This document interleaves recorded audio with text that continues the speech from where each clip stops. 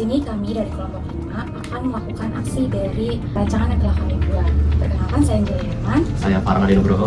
Untuk pertemuan pertama ini, kami akan lebih fokus untuk mencapai capaian pada peserta untuk memahami dari konsep-konsep untuk urban farming, mulai dari pengertian, manfaat, apa saja contoh-contoh urban farming yang dapat diterapkan di masyarakat di sekitar lingkungan Kapar ini. Tujuan utama kami di sini adalah meningkatkan pengetahuan dari para anggota Karang Taruna, karena mereka mempunyai potensi dari lingkungannya, mempunyai lahan sempit, dan mereka juga tidak bisa memanfaatkannya menjadi ruang hijau yang lebih efektif lagi untuk mereka tanami. Sebelumnya kita bisa berkenalan dulu dengan anggota Kapar. Boleh tahu Kak, untuk namanya, usia, dan sudah berapa lama ada di Kapar Cipoleer ini? Perkenalkan, saya Ando Mailisa, umurnya 21 tahun. Saya dari Qatar ini udah lumayan nggak lama, tapi nggak baru juga, kayak hampir setahunan lah ya. Oke, mungkin masih terhitung baru ya Kak? Oke, untuk urban farming sendiri kakak udah tahu belum kalau misalkan idenya atau konsep-konsep urban farming?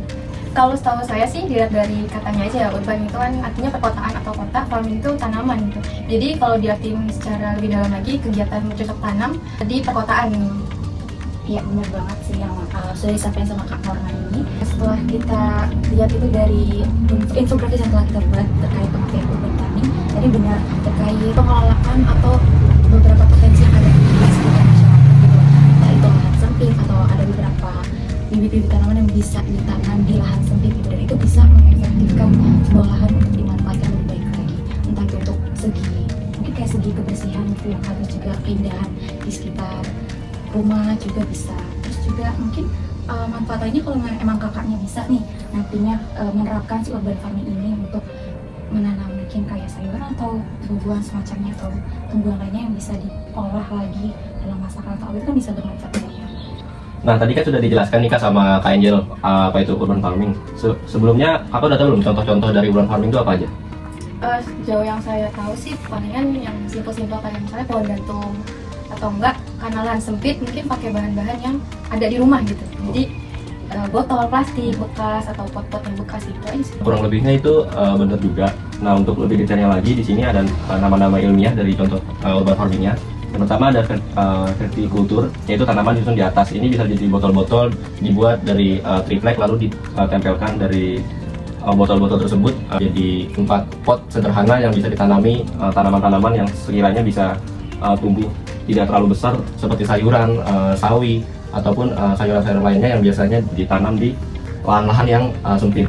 Nah, di sini ada contoh kedua nih Kak, yaitu contohnya hidroponik, yaitu tanpa tanah. Dimana kalau tanpa tanah ini kita bisa menggunakan media tanam dari spons atau busa atau kerikil-kerikil yang ada di lingkungan sekitar, sehingga kita tidak usah menggunakan tanah, hanya mengalirkan air yang terfiltrasi terus, sehingga tanaman ini bisa tumbuh dengan lebih alami lagi dan seperti dari vertikultur ini. Nah, yang ketiga ada pot gantung nih Kak, yaitu di tembok rumah biasanya. Nah, biasa tetap ini bisa pakai pot juga, tapi kita biasanya ditempel di tembok-tembok rumah sehingga kita tidak memakan jalan juga untuk menggunakan media tanam tersebut.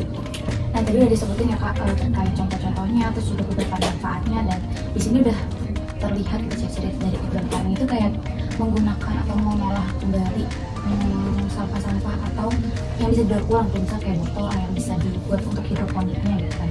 Terus juga media tanamnya pun enggak yang begitu pricey gitu ya. Terus jangka panjang juga kan kakak bisa, itu tadi yang sudah saya sebutin, kalau misalnya emang kakak bisa nanam dari hidroponik itu, entah itu buah atau tanaman yang bisa diolah kembali kan, itu lumayan gitu kan untuk jangka panjangnya, untuk lebih menghemat uang belanja gitu kan. Terus juga Hemat air juga suka. iya benar, dan enggak yang makan tempat juga sih sebenarnya, jadi memperindah aja gitu. Kalau kita lihat potensi yang ada di sekitar rumah kakak ini juga kan ada beberapa lahan sempit yang bisa dimanfaatkan ya untuk urban farming atau bikin mini garden kali ya gitu. Mungkin dari kakaknya ada ini nggak yang masih dibingungin nggak, atau yang ini ditanyakan? Jelas sih penjelasannya cukup jelas. Oke, udah dapat ya reviewnya dari peserta kalau misalkan penjelasan kita sudah cukup dipahami, bisa dipahami.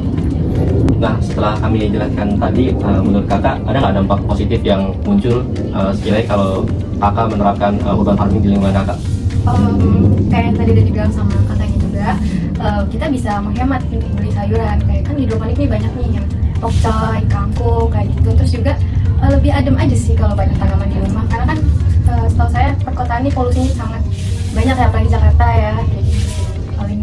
Tapi kan dari contoh-contoh yang udah dipaparin tadi kayak vertikultur, terus juga di hidroponik sama tanaman gantung, untuk kakak sendiri mau menerapkannya yang mana? Yang lebih berpotensi di sini? kalau ngelihat lahan saya sendiri ya, rumah lebih enak sih gantung ya, karena kayak dia nggak makan tempat buat berdirinya, terus ditaruhnya juga nggak nanti takut ketendang atau apalah, jadi digantung tuh lebih enak dan bisa memperbagus juga rumah. Mungkin ntar di pertemuan kedua kita akan melakukan atau membuat praktik langsung untuk penerapan urban farming yang contoh dari tanaman gantung. Oke, mungkin bisa ditutup, Bang.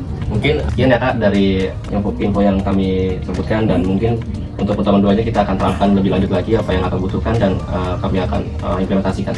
Oke, sekian cukup untuk pertemuan pertama kami dalam menerapkan tujuan pembelajaran kami yang menggunakan SMART dari pembelajaran, yang mana pertemuan pertama kami ini lebih fokus kepada pengenalan urban farming dan juga terkait manfaat urban farming serta contoh-contoh nyata yang mungkin dapat direalisasikan bersama anak sekolah.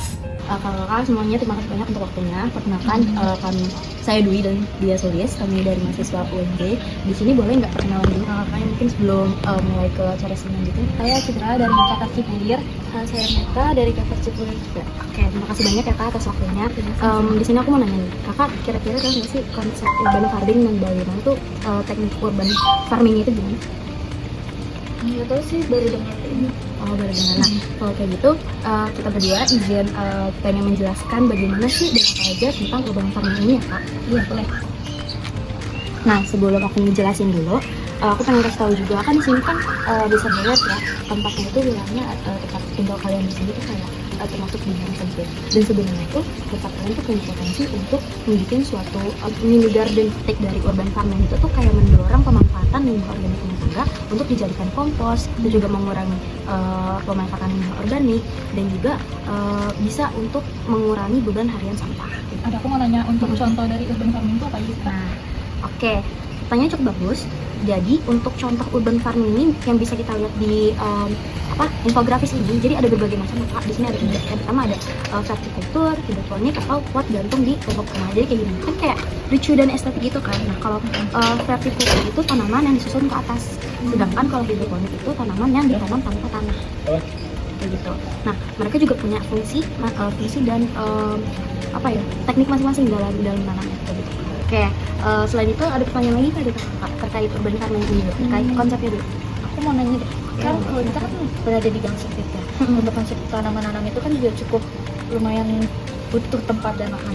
Nah itu gimana sih cara buat kita tetap bisa nanam di tempat yang sempit yang kayak gini? Oke, kalau kayak gitu kita harus identifikasi dulu tempat yang cocok untuk menanam tanaman di mana. Misalkan di depan rumah kita ada sedikit lahan kosong untuk ditanami atau dikasih tanah dulu gitu untuk menanam pohon. Atau juga kakak bisa juga ditanamnya di dalam rumah tapi masih di daerah teras rumah kakak gitu kan. Itu juga bisa dijadikan potensi untuk kakak ini melakukan teknik urban farming gitu. Selain itu juga mungkin kakaknya juga melihat potensi dari tanaman tersebut dari rumah kakak tuh kira-kira yang cocok untuk apa ya? Pagi Kak Alma, terima kasih sudah meluangkan waktunya kembali. Kita di pertemuan kedua kali ini akan lebih fokus ke tekniknya ya Kak, karena di pertemuan sebelumnya kita udah fokus terkait konsep dari urban farming, mulai dari manfaat, pengertian dan contoh-contohnya itu bagaimana. Nah kali ini kita lebih ke praktiknya dalam menerapkan urban farming ini di lingkungan rumah Kakak. Di sini kan kemarin kakaknya fokusnya ke pot gantung ya Kak. Nah di sini kita udah siapin alat dan bahannya.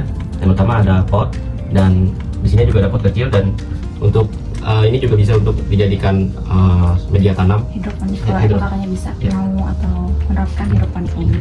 Tapi kita mau fokus ke pot gantungnya terlebih dahulu ya Kak ya. Nah sebelum kita fokusnya ke praktik dalam menerapkan urban farming, ini kita akan masuk ke bagian pengolahan sampah organik terlebih dahulu sebelum kita yang menerapkan praktik dari urban farming ya.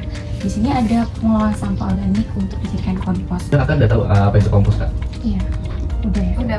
Oh ya, sebelumnya kakaknya juga udah ikut ya Kak pelatihan di Kata terkait pengolahan kompos. Mungkin kita bisa next lagi aja kayak lanjut ke pengaplikasian atau praktik dari urban farming ini ya Kak. Oke, kemarin tuh kakaknya udah dijelasin mengenai apa itu urban farming dan manfaatnya ya. Sekarang kita lanjut ke pembahasan teknik urban farming di lahan terbatas ya Kak. Jadi di sini itu ada beberapa prinsip dan juga teknik yang bisa kita lakukan ketika ingin mengadakan urban farming di lahan sempit gitu kan. Beberapa prinsip utama yang harus kita lakuin sebelum urban farming area sekitar. Di antaranya itu ada efisiensi ruang, yaitu menggunakan area vertikal, juga gantungan atau pot yang disusun. Yang kedua itu dapat menghemat air, yaitu dengan menerapkan sistem irigasi tetes atau memanfaatkan air cucian bersih. Jadi gimana caranya kita bisa dapat melakukan urban farming di area rumah? Itu diantaranya itu bisa menggunakan barang bekas sebagai pot, misalkan dari botol air mineral atau ember rusak atau juga kaleng bekas. Dan juga meletakkan tanaman di area yang terkena matahari pagi 2 sampai 4 jam. Oke, izin aku jelasin ya. Jadi kompos ini adalah pupuk alami yang berasal dari sisa organik seperti sayuran, kulit buah, dan daun kering yang juga